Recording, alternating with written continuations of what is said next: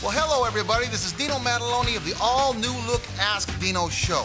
Do you want to have a successful indie music career? My guess is if you're watching this show, the answer is yes. Tonight we have one of the most successful do-it-yourself music artists in the country. We have Rich Hardesty from the great state of Indiana.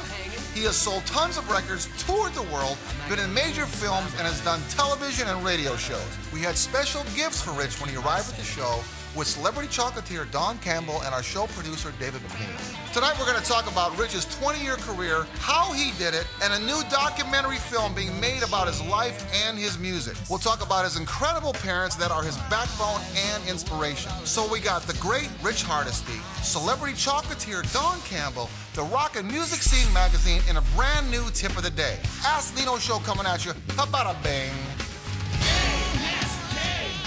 Welcome to the Ask Dino Show. Hosted by Music Biz veteran, Los Angeles record producer of the year, Dino Maddalone.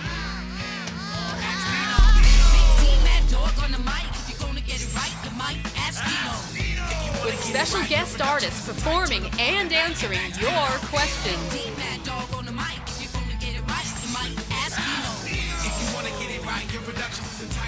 Ladies and gentlemen, Dino Maddalone. Dino. He knows. Hello and welcome back to the Ask Dino Show. My name is Dino Maddalone. We're coming live from Los Angeles, California. And tonight we're going to talk about being a very successful independent recording artist. Now, I know a lot of you out there really want to do this, and we've got one of the best in the country. This guy, I've known this guy for quite some time. As a matter of fact, about 8 or 9 years ago, a friend of mine, Darren Weiler, brought him into the studio and asked me if I would do an album on him. And of course, I didn't know him. He was from out of state. I didn't know him. And so we brought him into the studio and we started hanging out and he started playing the songs. We were talking about pre-production and things. And I said, okay, you know, he had a good voice, but it wasn't like American Idol voice or the voice kind of voice. He was a good singer, not a fantastic singer. So I said, okay, we can put together a real strong album. But once I got to know Rich and I got to see how he was and listening to his music, the one thing about Rich is that Rich connects with his audience, and that's what's really important. It's not how great you can sing or how great you can play. It's the fact that you can connect with your audience. I mean, Bruce Springsteen does it. Bob Dylan did it. Not a great singer, but world-renowned. There's people out there that are good singers, but they connect with their audience. Okay, so we brought him into the studio. We did an album called "Don't Worry, Don't Hurry," and Rich loved the band so much that he asked me to keep the band together and go on the road with him back to the Midwest states because he's from Indiana. So we went back there and we toured. Now we did some great things together. We played at the Murat Theater in Indianapolis. We played the Indianapolis Speedway in front of 60,000 people. We played Indiana University, Ball State. So I got to know him really, really good. As a matter of fact, he just asked me to direct a new film on him, a new biopic on him and his career. So that's pretty cool. Anyway, the album was Don't Worry, Don't Hurry. I had such a great time, but what I want to do now is I want to talk about his career. Okay, 18 years in the business. He has done all this on his own, except for the help of his family and his parents, which we'll talk about in the show. He has done over 4,000 shows worldwide, okay? 4,000 shows worldwide.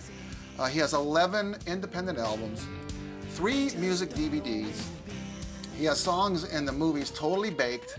And when you hear his music, you'll know why his music is in that movie. And then another movie called 69 the Highway. He has headlined John Mellencamp's 50th birthday party. He was the headline artist. Now, in Indiana, you got John Mellencamp and you got Rich Hardesty. #1 and #2 favorite sons.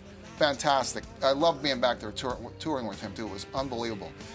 Also, he was Jägermeister Tour's #1 artist for 10 years running. 10 years. His music is a cross of rock, hip-hop, and reggae. And I'm telling you, once you hear this stuff, you are going to have a good time. The trick is, he's done it all by himself. This guy has done everything on his own. His name is Rich Hardesty. Rich, thank you so much for coming on. I really appreciate it, man. Hey, no problem. Great to see you, Dino. Okay. Awesome. All right. Now, what I want to ask you first, you're a guy from Indiana. And we all know Indiana's in the middle of the United States. Mm-hmm. No oceans, no islands, anywhere to be found. And you fell in love with reggae music. So tell us why that love came to you. Well, I love airplanes, so it's not hard to get to Jamaica. Okay. I'd go to Chicago, hop on an Air Jamaica, and just, you're in Jamaica in 4 hours. I started hearing all this reggae music in the background. My first time in Jamaica, I'd go to bed at night, and you can hear the patois and the broken English in the background and all that type of music. And at first it was, you know, it was really weird, and you couldn't sleep. And at first, you know, you woke up kind of, where am I, off the distance, you know, because there's, and it grew on me. The more I went to Jamaica, I mean, I literally kept going back. I would go alone. I would take my dad, my brother, my friends, my girlfriend. So you went to Jamaica. You fell in love with the music after you went to Jamaica. Well, no, I always loved, you know, Bob Marley and some of that stuff. That was a no-brainer. I mean, even coming out of high school, if you didn't really love the greatest Bob Marley hits, I mean, it makes you feel good. It's all peaceful, positive music. Right. So the message was always, I always loved that message. But then I learned there was another side of it. There was so much more reggae coming out of that island of Jamaica. You know, Bob Marley is obviously the figure. Right. You know, if you dive in, you find out there's so much more. So the more I went to Jamaica, my Jamaican friends would give me cassette tapes to take home, and they'd say, look at this, listen to this. I'd hear something on the radio, and I'd say, could you record that radio station? And they would record a radio segment in Jamaica from a Jamaican radio station, send me home with a tape, and then I missed Jamaica, so I would start listening to that with my headphones, and, you know, it attracted, like, you know, the law of attraction said it, and next thing you know, I'm listening to, you know, Dennis Brown, Gregory Isaacs, Yellow Man, Tyrone Taylor. I mean, the list would go on. I just love Jamaica. Okay, awesome. Now, the fact that out of your 18-year career, I mean, you know, again, we've worked together. I've already talked about that. We've toured together. I played for you. And I know the attraction that comes to you when you play live. The people that come down and they watch you play. I've seen it firsthand. So obviously there were some record companies and people like that were approaching you. What made you say, you know what, I'm just going to do this by myself? What made you, what was that, why did you go that route? Like, I didn't feel like chasing a record deal. I read some of the books on how to do it, and it bored me. I'd lay it down, and I started reading books that said how to do it on your own. Next thing you know, some of those authors would fly me into New York, and they would feature me in their books, how you do it on your own.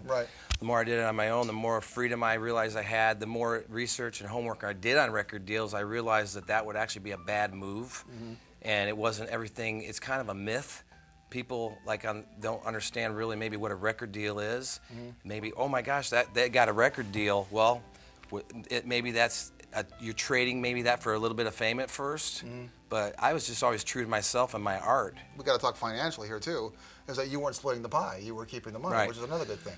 Well, I was told I have a friend who did sign a record deal, and they had a hard time paying bills, and it wasn't wrapped up to what it was, like what I said. The general public would think, oh, they got a record deal. Well, that's not always what it could be. So that's a big misnomer, is that people automatically think when you're in a band and you're touring or whatever, and it's like, we gotta get a record deal, we gotta get a record deal, and then they get a record deal and they realize, you know. It's a loan. It's a loan. Yeah, it's a loan. Record companies they're just big banks, and they loan you money, and you got to pay it back. Well, one more thing about the record deal thing I just thought of. When you go in a studio with people that you don't know, and I've been lucky enough to go into studios with people I do know, and to produce people like you who I knew. I think as an artist, are you going to be an artist in the studio from a natural standpoint, or are you going to go in there and be manipulated by putting out a cookie cutter hit? What's art? So I guess it comes down to what's your definition of art, and how are you going to lay down the tracks and record it. So that was another big thing that I think. But somebody like you, because I watched you work, and that is that you are a hard worker, and you have to facilitate. A lot of people think that a lot of people that get record deals, they think they're going to be coddled, and they used to be coddled. And they, you know, in the 70s and 80s, and even some of them in the 90s, used to be coddled, and everything was done for them. But now, if you do an independent thing, there's give and take. The give and take is that you get your own creative freedom, but you also have to do all the work. You do all the work. You do all the facilitating. I've seen you do it. You fly all over the place. You know, you bring your band with you, or you do solo gigs, and you do this mostly on your own, which I think is incredible. And I'm not just blowing smoke either, because I've known you for a long time, 10 years now. And every time I see Rich Hardesty here, Rich Hardesty here, Rich Hardesty there, you know, and you're constantly going all over the place, and people think that that's all fun and games, and it's not. It's a lot of hard work. Correct? Oh, yes. Very challenging. Yes. Okay. Okay, so I want to go to a video now. I want you guys to see him performing live now. I remember when we were touring, or when I was playing with him, back in Indiana, we played at a place called the Murat Theater, which is like one of the major venues of Indianapolis, correct? Yeah. Anyway, check this out now. The band was a killer band. Yeah, we had a killer band. We had Greg. Dig Lewis. Dig Lewis, Greg Wright, Mosey. And you got Mosey's one John of the best. Gray. Yeah. Yes. And awesome. Yes. And we had, anyway, We had two background singers. Anyway, this is Rich Hardesty live at the Murat Theater. Check this out.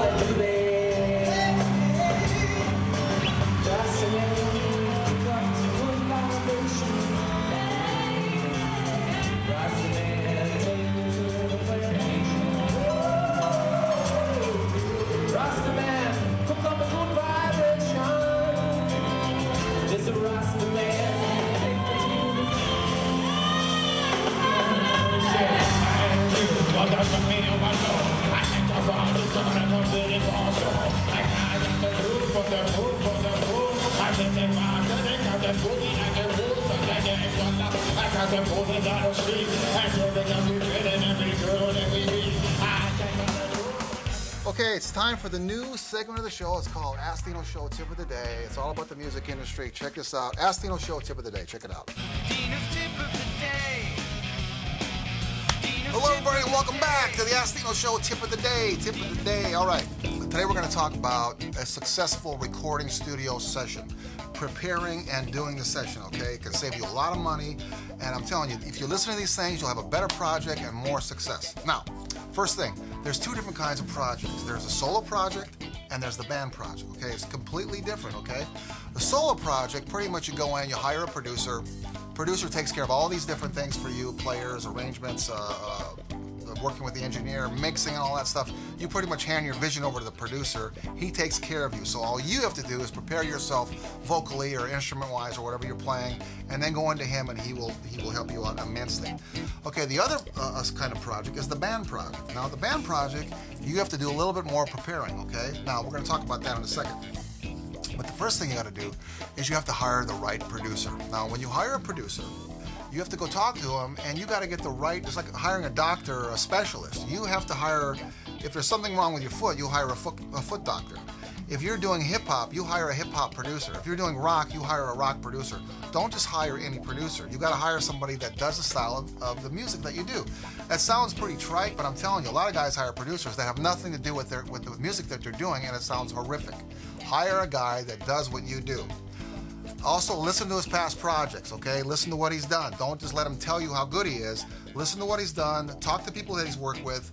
Do all your background checking on him. Make sure that you can get along with him in the studio, vibe-wise, personality-wise. You're going to be under a lot of stressful situations, so it's very important that you guys click together emotionally, okay? It's very, very important.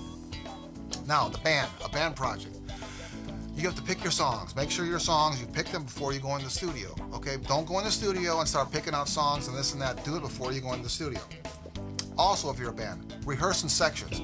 If you're a drummer, rehearse with the bass player. If you're a bass player, rehearse with the guitar player. If you're a guitar player, rehearse with the keyboard player. If you're a singer, rehearse with the background singers. Do all that stuff separately and then rehearse together as a band, okay? I'm telling you, if you do that, your parts will fit together much better, much more syncopation, so when you get in the studio under the microscope, you will be able to play much tighter. It'll be fantastic. You'll save a lot of time, okay? It's extremely, extremely important. Now, getting your gear ready. Get your stuff studio ready. If you're a drummer, new sticks, new heads, get cymbals. You can get new ones, cymbals if you can, but make sure your cymbals are not cracked. Make sure your drum set doesn't have any squeaks or rattles or whatever. Make sure it's studio ready to go.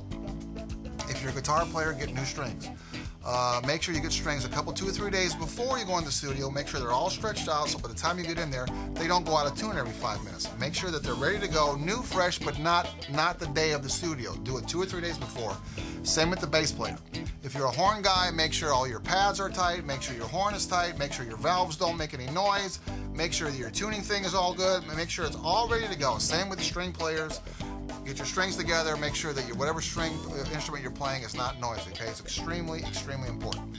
Now, practicing with a click. Practice with a click track before you go in the studio. I can't stress how important this is. This is extremely important for timing. Don't wait till you get in the studio and put the click on. If you're a drummer, it'll be horrific. It'll be a nightmare. Make sure you're practicing with that click so by the time you get in the studio, it's second nature to you and you can get that song right on the grid, get all your editing done, and it sounds great, okay?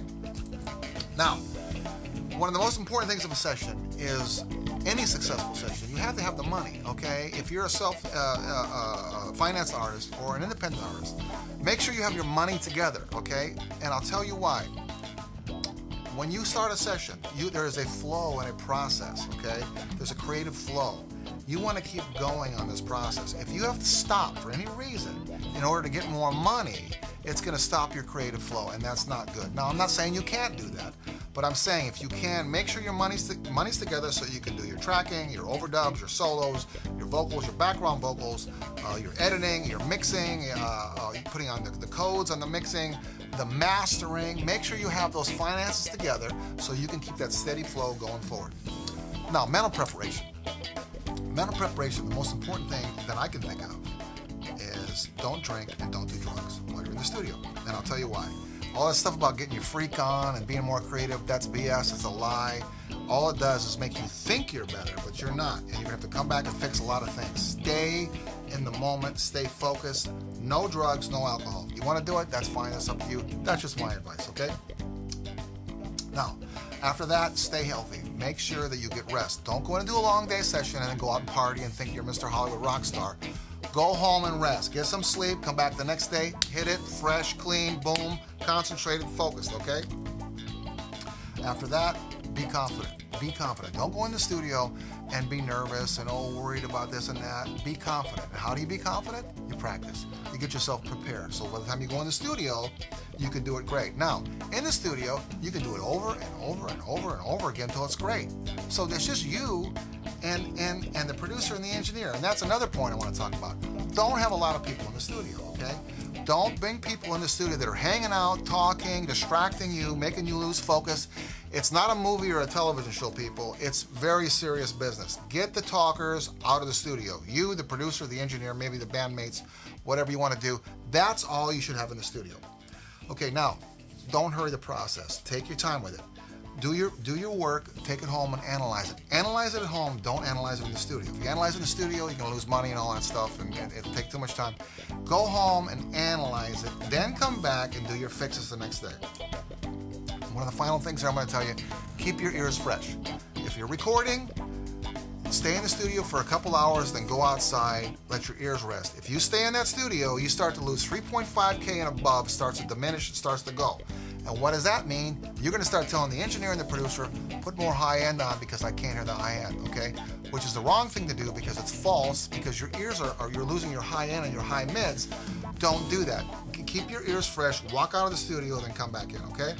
I hope you listen to all this stuff. It'll save you money and you'll have a great project. This is Dino Maddalone, the Ask Dino Show, and his tip of the day. Hi, this is Rich Hardesty, always on the Jägermeister Tour, and you're watching the Ask Dino Show. We'll be right back. Dino. He knows. A typical A-Klein day. Davey dropping by after school. Goomba Fred and Marie selecting a favorite piece. Just another A-Klein day. Or was it?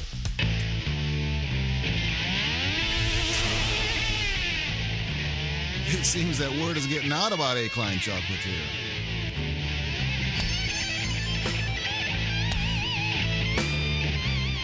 I wonder what their grandparents think. And just when you think some people will never see eye to eye, it happens. Can I help you? That one. No, that's my husband. Dead husband. I don't think so. Wait a minute. For 20 years, A-Klein Chocolatier bringing people together with sweet unity. A-Klein chocolates are all made by hand on the premises by expert chocolatiers, led by owner and celebrity chocolatier Don Campbell. All kinds of chocolates and gifts for every holiday and occasion. They bring people together in some ways you'd never expect. Like I said, just another day at A-Klein Chocolatier, the sweetest of unity.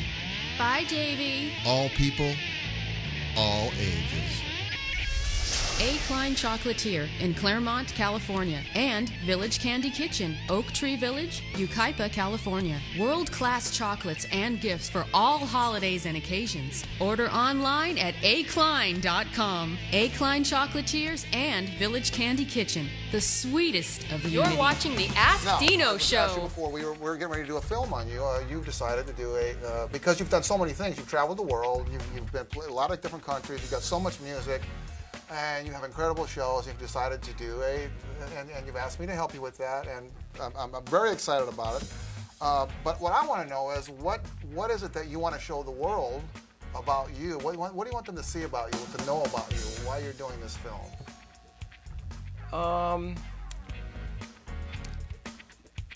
I didn't do it on my own, but I did say I thought about it, and I refused to do anything conventional. I always want to take the road less traveled and be unconventional, and so by being a musician, thinking about the next CD, the freedom of saying, I mean, if I like to travel, so when I travel from Australia to Jamaica, I'm going to these places to get inspiration, because I don't know if it's going to be a day later or a month later or a year later, but it's going to come. The things I saw will come back out in the music. So it's just, it's my parents. I mean, I got to be honest with you. When you say I did it all on my own, I'm very big into manifestation and thinking about things. Thoughts become things. I believe we become the things we think about all the time. I mean, I can look back at my 20-year career and I can prove that to you. Well, yeah, let's talk about that for a second, because I remember when I was touring with you, you took us over to your parents' house, and was it LaPorte? Mm-hmm. Yeah. And it was a phenomenal home in Indiana. It was probably the coolest place. I mean, I was born in Chicago and I live in LA, but it was probably the coolest place I ever seen. It was a big house in the middle of a big cornfield, and you brought the whole band over there. You brought the whole band over there, and your parents were there, your mom and dad were there, and it was like the friendliest. It was something like out of a movie. To me, it was something like out of a movie, because we all went over there as a tired rock and roll band, and your family greeted us and made a big dinner for us. So could you just talk a little bit about I know your dad has gone up to heaven like my mother has. Mm-hmm. And your mother's here. Jackie, hello, are you around her somewhere? Hi. And your son too. Yes. Yeah. But can you talk a little bit about your parents and what they've done, what they mean to you, and what they've done to you in your career? They just supported me all the time. I mean, I had a business degree from college. My dad worked in the steel mills to pay for my degree, but yet when I graduated, they all drove down to watch me graduate from college, and I didn't go out and get a job because I didn't want to fake my way into a job. I just something inside of me was telling me, you know, I love music, and I wrote a song, and then I wrote another song, and then I just went to bed at night thinking about another song, and I woke up thinking about another song. I had a little tablet by my bed, and I would write the songs, and the first CD, and then it turned into 14 records. But that whole 14, it was my parents that were supporting me and bailing me out of, you know, just always being there and supporting me, because it hasn't always been easy, you know. Right. Well, what's good about it is that I think, as little as I've known your parents when I met them, I think that if they didn't see that you were actually pumping and kicking butt, that they maybe wouldn't have been, they would have been supportive, but they know that what they were doing, that you were out there taking care of business. Right. So it was basically a business partnership in a way. Yeah. What I want to do now, I want to talk about the movies that you had your music in. Okay. I want to talk about Totally Baked. Okay. So tell us how that came about and the whole little story behind that. How did that happen? Okay. Well, I moved to Hermosa Beach, California, and I heard that a guy from Indiana was running National Lampoon, maybe the CEO or something. So I drove there, and I took the elevator up, and I said, "Hi, I'm Rich. I'm from Indiana." I got my laptop out, and I showed him some stuff I'd done, and we agreed to do a cartoon. He goes, "That'd be a great cartoon, because it's National Lampoon." So I was thinking out of the box. I wasn't thinking singer-songwriter. I was thinking I got some funny stuff. So, you know, and it flew really well. They aired it on a cable, put National Lampoon. Well, then I went back again, and I said, "Hey, I wrote this song. I think you're going to like this one." And he picked up the phone and called the producer of Totally Baked and said, "I got Rich Hardesty in the office. He's got this song. It has to be in your movie." Next thing you know, I'm at a casting call, which I'm not trying to get in movies. I just accidentally end up at a casting call where the guy says, "Yeah, I love that song. I want you in the movie. Actually, I want you to do a couple cameos in the movie with John Oates." And so it was about who you knew. It was like the guy picked up the phone. Next thing you know, I'm at the set, and I'm being filmed with John Oates singing Man Eater with a baby Taylor and a broken arm. I broke my arm and my wrist. Right. But at the casting call, he goes, "Are you going to be able to play guitar?" And I lied to him because I still had the stitches in. Right. I go, "You better believe I can still play guitar." So in the set, it was painful as you can imagine, but I learned 4 chords on a little baby Taylor just to make sure I could stay in that movie. Absolutely. Then they used 5 of the songs, and then I had a couple, you know, one-liners, and my main song was "All My Friends Are Stoners." that they took her liking to, and that was like one of the main songs. And then it ended up, Brian Johnson from AC/DC bought the movie, and he released it. So I had no idea at the time. It was a different... So you were actually in the movie too? Yeah, I'm in the movie too. I'm wearing a Jamaican T-shirt. I gotta go write that. I want to talk about one of your most famous songs. Okay. I want to talk about a song that whenever I played it with him, or whenever I see him play it, everybody in the place knows the words. Everybody sings along with it. It's called "I Never Want to Effing See You Again," and it's basically a song he's been doing forever. But no matter how he plays it, whether it's just himself and his guitar and his harmonica, or a full rockin' band, everybody loves it. It's basically about a guy that's pretty well mad at his girlfriend. But what I want to know is, I mean, everybody relates. Even the women, women sing along with it. I see women. Mostly, more than. Yeah, the women go crazy, and it's about a guy kicking a girl out of the house. So how did that song come about? And tell us a little story about Never Want to Ever See You Again. All right, I don't even know if I've ever, I evade it because I'm tired of. You must be sick I of evade it because you hear all the time that it was written about somebody, and I always hear that. Right. And somebody just the other day, so and so said it was written about them. I'm like, well then. They were 3 years old when I wrote that then. I wrote that about a 3-year-old. Interesting. But no, I wrote it in a dorm while all the other guys went down to get something to eat. I had a 4-track, an X430 Fostex, and I was having a blast. Like, oh my gosh, I can produce and make this song. I had listened to Positively 4th Street by Bob Dylan, so I had that concept in my mind. If you know the song, go listen to the song. So I just, I knew the chords G, D, A minor, C, which how many songs we know that use those chords? I mean, it's all been done before, right? It's many. Synthetic creativity, whatever you want to call it. But the words came, I wrote it down, it came immediately, and all these guys came back to my room, and I go, guys, listen to what I just wrote. I just wanted them to laugh. I had no idea it was going to help me run for 20 years on the road, as my Margaritaville, whatever, like Jimmy Buffett stuff. I had no clue. That's not why I did it. It was a complete joke, and I was very happy with the girl I was dating at the time, so it wasn't even about anybody. So it wasn't even about the girlfriend you were with at the time? There's been some since that fit the puzzle. We all have that. Yes, we all have that. But that's the honest truth. All right, well, let's do this. I want everybody to see this now. We're going to go to a video. We're going to bleep out the bad words, but check this out. Rich Hardesty. Never Want to Effing See You Again. Check this out. It's so much fun. Watch the audience on this, okay? Check it out.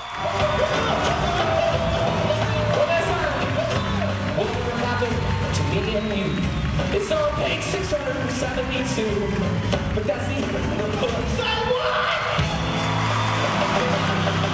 Never want to see you again. Always been a bitch since I can't remember when.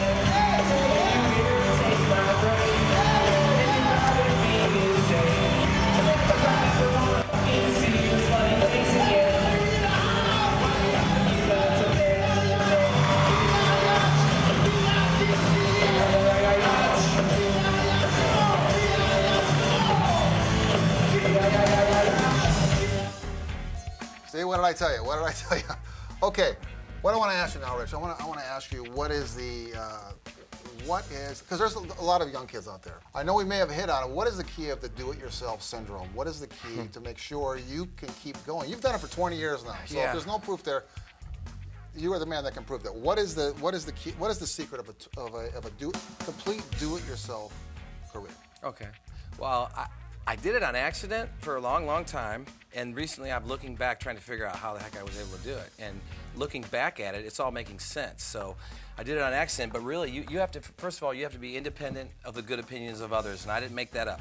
That's from somebody I believe name is Maslow. Okay. So look back into the psychology books, Google that. Yeah. But the truth is, you can't care what people say. You cannot live your life for somebody else. So first of all, when your girlfriend says, hey, stay home tonight, when your mom says you don't need to be a rock star, or when society tells you you need to go out and get a real job, first of all, you just need to do whatever you want to do. So you can't, obviously that's a no-brainer. You will get the things that you think about the most. So when I look back at the 20-year career, I got everything that I thought about the most. Right. I remember thinking, I have to perform in Australia. Next thing I know, I was in Nimbin, Australia, performing. I remember thinking, I have to have a gig at spring break in Jamaica, when all the East Coast and everybody's there at the same time. If I can play in front of 5,000 college kids that are from all over the nation, then that's it, spring break in Jamaica. So we did Jamaica every year for 5 years. everything I thought about from a high level of intensity. I just didn't half-ass it. It wasn't a hobby.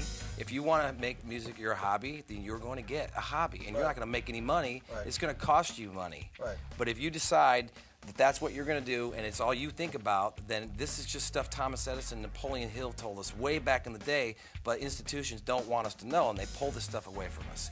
But so you do have to take the road less traveled, and you have to have the balls to be unconventional and to just refuse to live somebody else's life. You're going to live your life. So that's what I'll tell people, is that you dive in. If you decide you're going to be the best guitar player in the world, then you're going to live, eat, and drink and think it. And that's why Dig Lewis is one of the best bass players in the world, and Greg Wright.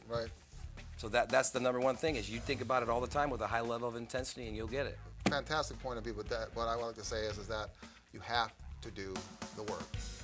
Visualizing, just to clarify, visualizing is not just saying, I see it, so I'm going to get it. You have to facilitate. You have to pound the pavement. You have to get out and do the work. Or those visions will never come to you in actuality. Am I correct? Hands down. Okay, Rich, I can't thank you enough, man. I appreciate you coming all the way from Indiana to be with us. And say hello to everybody back in Indiana, Mosey and all the people. I'm so glad your mom made it here, your son made it here. But I really appreciate you coming down and helping out our viewers. Rich, thank you so much. I appreciate it, Dino. It's great to see you again. Man, thank you. you. Okay, announcements. There's a new hip-hop radio station. It's on the internet. It's called hiphopnational.com. Now, these guys, if you're into hip-hop, if that's what you do, or actually any other music kind of like that falls in a hip-hop category, check these guys out. Call them. You got Poetic Williams, who's the host of the show. I've called them. I've talked with them. Fantastic people. Lady Di. I'm telling you, it's very, very cool. They are on Monday, Wednesday, and Friday, 5 p.m. in the West Coast, and 8 p.m. on the East Coast. Great internet show. Check them out.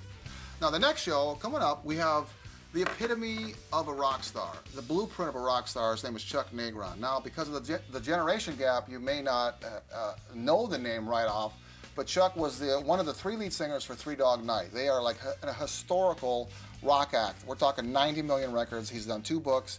He's been through everything. He's the blueprint of a rock star. You got to check that show out. Okay. Also coming, we have the Chambers Brothers. Now, the Chambers Brothers are one of the first black rock acts ever. And their song called Time Has Come Today has been on every Vietnam movie ever done. These guys are fantastic. They're going to be on the show, too. They're on their way to the Rock and Roll Hall of Fame. Also, check out Rich's movie that's going to be coming out in the following months, okay? And stay tuned for the bloopers on the show because they're really funny. Okay, thank yous. I want to thank David McNeil, our producer, our tech director, Gordon Michael, Steve Van Warmer on the boards in there, Don Campbell, our celebrity chocolatier, Steve Watley from Music Scene Magazine, Jeff Maddalone, our artist back here, Tony Farrell, our phenomenal limo driver, our production assistants, Luke Denny, Cecily Callan, Brandon McNeil, and Anthony Lopez. Please watch the show next time. It's fantastic. This is our family. We love when you watch. We love when you watch. We love when you watch. Anyway, this is Dino Maddalone, the Ask Dino Show, and thank you for watching.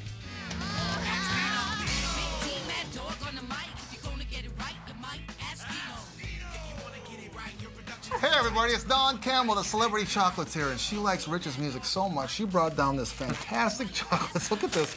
Rich Hardesty, don't worry, don't hurry. I mean, this is the best chocolate in the world. So, Don, how do we get a hold of some of this chocolate? Well, first of all, I want to say I did see Rich play live, and I'm telling you, there is not anybody's feet on the ground. And actually, your people from Indiana follow you there. I saw a lot of your friends in the crowd. Yeah, it was great. So anyway, you can come see us at A. Klein Chocolatier in Claremont or Village Candy Kitchen up in Oak Glen, California, or just go to akline.com. That's A-KLINE.com. See you there. Did you dork during my thing again? Oh, I still gotta have something in it. No.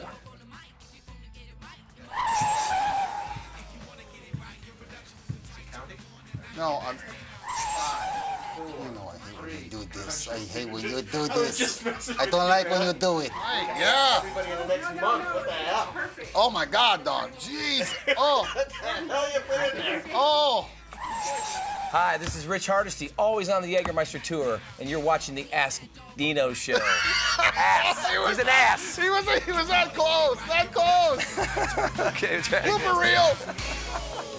Dino. He knows.